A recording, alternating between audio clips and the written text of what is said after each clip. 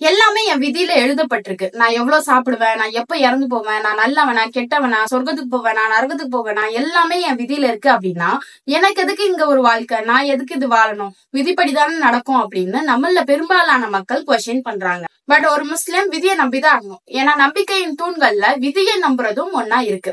அப்ப எப்படி இந்த விதியை அண்டர்ஸ்டாண்ட் பண்ணிக்கிறது? ஃபார் எக்ஸாம்பிள், ஒரு டீச்சர் இருக்காங்க, அவங்களுக்கு ஒரே ஒரு ஸ்டூடெண்ட் தான் இருக்கான். அந்த ஒரு ஸ்டூடெண்ட்க்கு டெஸ்ட் வைக்க போறாங்க அப்படின்னா அவன் எவ்வளவு பெர்ஃபார்ம் பண்ணுவான், எவ்வளவு மார்க் எடுப்பான், எல்லாமே அவங்களுக்கு தெரியும். அவங்க முன்னாடியே மார்க் போட்டுடலாம், ஆனா போட மாட்டாங்க. அவனுக்கு ஒரு ஆப்பர்ச்சுனிட்டி கொடுப்பாங்க. அவன் எவ்வளவு பெர்ஃபார்ம் பண்றான்னு அவனுக்கு தெரியணும் அப்படின்றதுக்காக அந்த ஆப்பர்ச்சுனிட்டியை தருவாங்க. அதே மாதிரிதான் அல்லாஹ்வுக்கு எல்லா விஷயங்களும் தெரியும். அல்லாஹ் ஞானம் உடையவன். அவனுடைய அறிவை புரிஞ்சுக்கிற அளவு கூட நமக்கு அறிவு கொடுக்கல. அப்படி இருக்கும்போது அவன் தான் நம்மள படைச்சான். அவனுக்கு தெரியும் நம்ம எப்படி பெர்ஃபார்ம் பண்ணுவோம், எப்படி வாழுவோம் அப்படின்னு.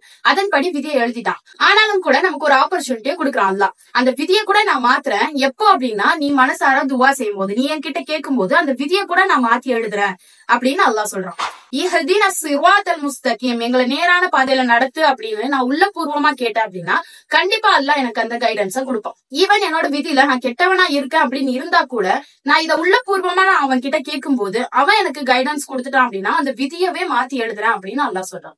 சோ நம்மளும் உள்ளபூர்வமா அல்லாஹ் கிட்ட நேரான வழியை நடத்த சொல்லி பிரார்த்தனை செய்வோம். அல்லாஹ் நிச்சயமா அந்த பிரார்த்தனை அங்கீகரிச்சு நம்மள நேரான பாதையில நடத்தி நம்மள சொர்க்கத்துல சேர்ப்பான். அப்படி சொர்க்கத்தில் சேர்க்கக்கூடிய மக்களாக நம்மளை அல்லாஹ் ஆக்கட்டும். அஸ்ஸலாமு அலைக்கும் வரஹ்மத்துல்லாஹி வபரகாத்துஹு.